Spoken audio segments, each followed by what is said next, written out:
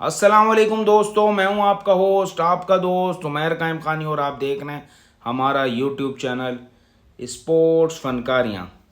Pakistan England की test series जारी है जिसके 2 मैचेस हो चुके हैं। पहला मैच मुल्तान में था, इंग्लैंड ने जीता, पाकिस्तान को इनिंग की शिकस्त हुई। दूसरे मैच पाकिस्तान और इंग्लैंड का मुल्तान में ही हुआ, लेकिन पाकिस्तान ने अच्छी मैनेजमेंट करते हुए दूसरे टेस्ट में इंग्लैंड को हरा दिया और अब ये सीरीज़ बराबर हो चुकी है। तीसरा टेस्ट मैच पिंडी में है। पिंडी की पिच को लोग पहले ही बड़े अच्छे नामों से नहीं जानते। कहा जाता है कि भाई ये पिच जो है वो बिल्कुल पट्टा पिच है और ये बिल्कुल हाईवे पिच है और इस पर बड़ा स्कोर बनता है, बॉलर्स की मट्टी पलीत हो जाती है। और पाकिस्तान ने यही सब कुछ सुनने के बाद, समझने के बाद पाकिस्तानी मैनेजमेंट ने अब पिच को पकाने की तैयारी करी है। अब आप सोच रहे होंगे मैं पकाने वाला लफ्ज़ क्यों बोल रहा हूँ, क्योंकि जिस तरीके की सोशल मीडिया के ऊपर तस्वीरें और वीडियोस आ रही हैं तो लग ऐसी रहा है कि पाकिस्तान कोई चीज़ उसमें पका रहा है ग्राउंड में। पाकिस्तानी मैनेजमेंट ने बड़े बड़े पंखे लगाकर, हीटर लगाकर और तंदूर जैसा माहौल तैयार कर दिया, जैसे अब कोई चीज़ बस बनने वाली है। उस पिच को सुखाया जा रहा है, उस पिच को इतनी गरमाइश दी जा रही है कि वो पिच किसी तरीके से पहले दिन ही तीसरे चौथे दिन वाला काम करके दिखाए और स्पिनर्स को मदद मिले। वो इसलिए कर रहा है पाकिस्तान कि पाकिस्तान अपनी मैनेजमेंट के थ्रू अब ये तीसरा टेस्ट मैच भी जीतना चाहता है और तीसरा टेस्ट जीतने के साथ पाकिस्तान ये टेस्ट सीरीज़ भी जीत जाएगा। इसमें कोई कबाहत नहीं, आपका मुल्क है, आप जो दिल चाहे करें। तमाम मुल्क करते हैं, लेकिन पाकिस्तान आजकल बड़ा लोगों की ज़बान पर है कि ऐसा कर रहे हैं वैसा कर रहे हैं। मुझे इख्तलाफ नहीं, सब बिल्कुल पाकिस्तान मैनेजमेंट जो भी कर रही है जीत के असूल के लिए वो करे, क्योंकि हमारी होम सीरीज़ है। अगर हम इन सब चीज़ों का एडवांटेज नहीं लेंगे तो और क्या लेंगे भाई। लेकिन पाकिस्तानी जो सोशल मीडिया पर इस वक्त चीज़ें चल रही हैं वो बड़ी मज़ेदार हैं। पाकिस्तानी मैनेजमेंट ने पिच के इधर उधर पंखे लगा दिए हैं, हीटर लगा दिए हैं और ये सारी चीज़ें जब हो रही हैं ना तो कुछ लोगों को बड़ा बुरा लग रहा है और कुछ लोग बड़ा इन्जॉय भी कर रहे हैं इन सब चीज़ों को कि पाकिस्तान यार क्या क्या कर सकता है। पाकिस्तान को लग रहा है कि जीत की बड़ी ज़रूरत है, तनकीदी चीज़ें भी हो रही हैं। लेकिन पाकिस्तानी मैनेजमेंट को मेरी तरफ से भाई सल्यूट है, ज़बरदस्त, आप और काम करें। बल्कि मेरा मशवरा तो ये था, अगर मैं होता ना आपकी जगह, तो जब मुल्तान टेस्ट का चौथा दिन शुरू हुआ था और हमें एक अच्छा रिस्पॉन्स मिल गया था तो मैं कोई भी डोमेस्टिक मैच करवा देता, लड़कों को छोड़ देता और बोलता भाई खेलो दबा कर इस पिच के ऊपर। और वो लड़के खेलते खेलते खेलते 5 दिन खेलते रहते तो वो पिच के वैसी मलिया मेट हो जाती और पाकिस्तान को एडवांटेज मिलता। लेकिन फिलहाल मुझे रूल्स एंड रेगुलेशंस का इतना नहीं पता कि पिच के ऊपर मजीद मैचेस पहले से डोमेस्टिक हो सकते नहीं हो सकते, इसलिए पाकिस्तानी मैनेजमेंट ने इसी तरीके से काम किया है कि भाई अब इसी तरीके से हम कर सकते हैं कि पिच को सुखाएं और उसके ऊपर गर्मी से जब हम पहले दिन खेलने जाएं तो थोड़ी देर बाद ही गर्माइश की वजह से पिच के ऊपर बड़े बड़े क्रैक पड़ जाएं, पिच फट जाए तो स्पिनर्स के वो पहले दिन से ही मदद मिलना शुरू हो जाए।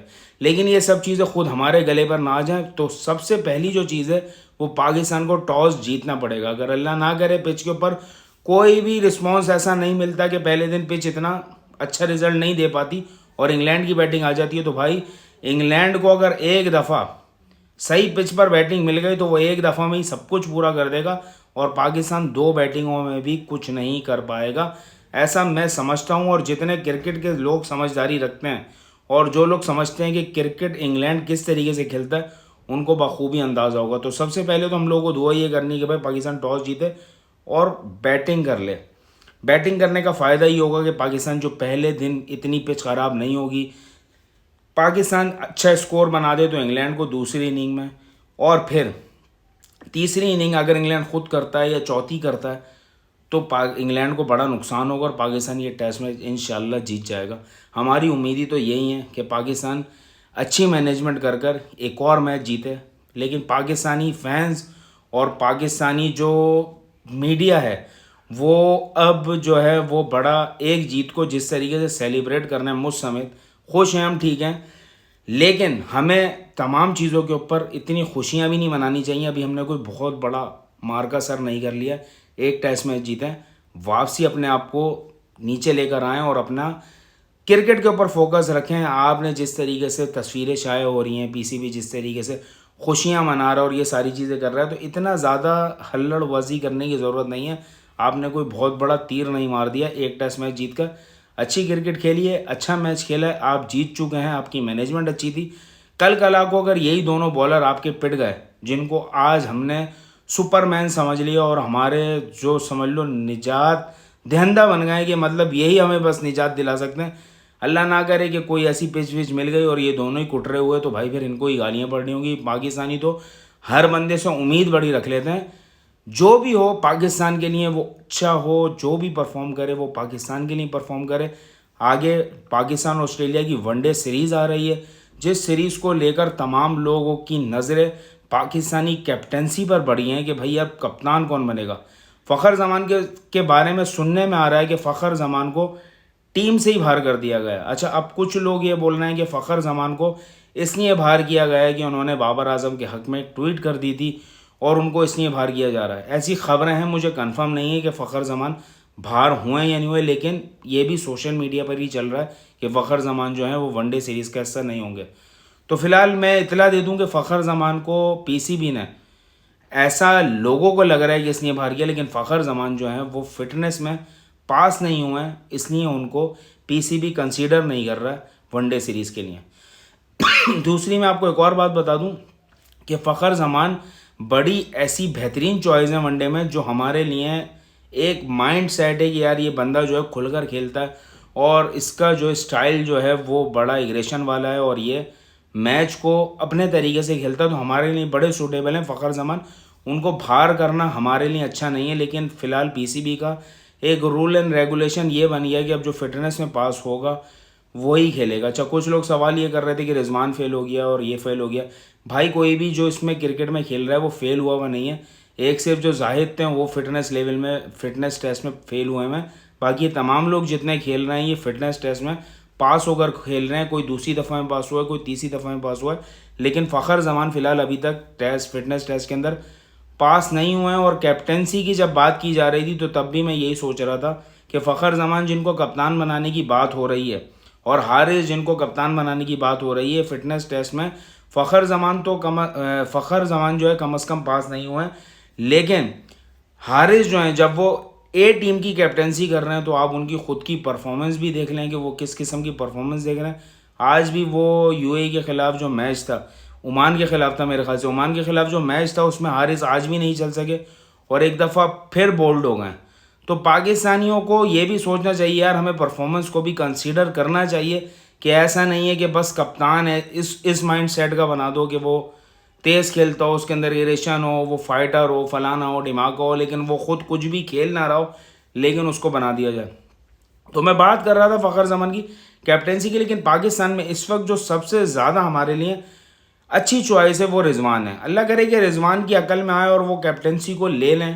देखें, बुराई तो आगे है, रिजवान जो इस वक्त सोच रहे हैं वो बात एक हकीकत है कि रिजवान को बुराई मिल सकती है।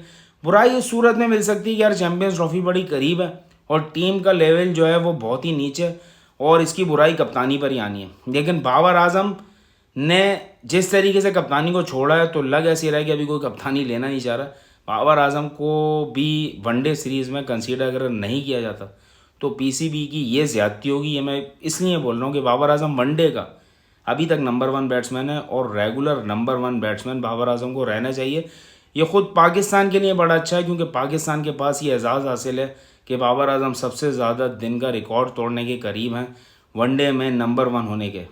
तो बाबर आजम को कंसिडर लाजमी करना चाहिए। बाबर आजम को अगर किसी हैंकी पैंकी या कोई ऐसी बात के ज़रिए हटा दिया जाता है कि यार ये फिटनेस नहीं है, फिटनेस तो बाबर आजम की खैर पास हैं वो, ले बाबर आजम की परफॉर्मेंस नहीं है और ऐसा नहीं है, तो भाई फ़िलहाल इतने बड़े खिलाड़ी को जो नंबर 1 बैट्समैन हो दुनिया का और वनडे का ही और वनडे सीरीज़ हो रही हो तो बाबर आजम को बैठाना ये जुल्म होगा। मेरे हिसाब से तो फ़खर को भी नहीं बैठाना चाहिए, लेकिन अब इन लोगों ने फ़ैसला कर लिया और ख़बरें चल भी रही हैं।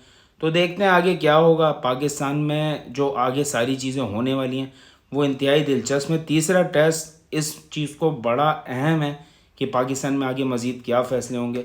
तीसरा टेस्ट अगर हमें अच्छा रिज़ल्ट दे जाता है तो पाकिस्तान में हो सकता है कि बहुत बड़े बड़े नाम आपको आगे कुछ अरसे तक नज़र ना आए। इस तरीके का माहौल अभी फ़िलहाल बनता हुआ नज़र आ रहा है। फ़िलहाल के लिए इजाज़त दीजिएगा। मेरे प्रोग्राम को लाइक करें, सब्सक्राइब करें और ज़्यादा से ज़्यादा शेयर कीजिएगा और अपनी दुआ में हमेशा याद रखिएगा। अल्लाह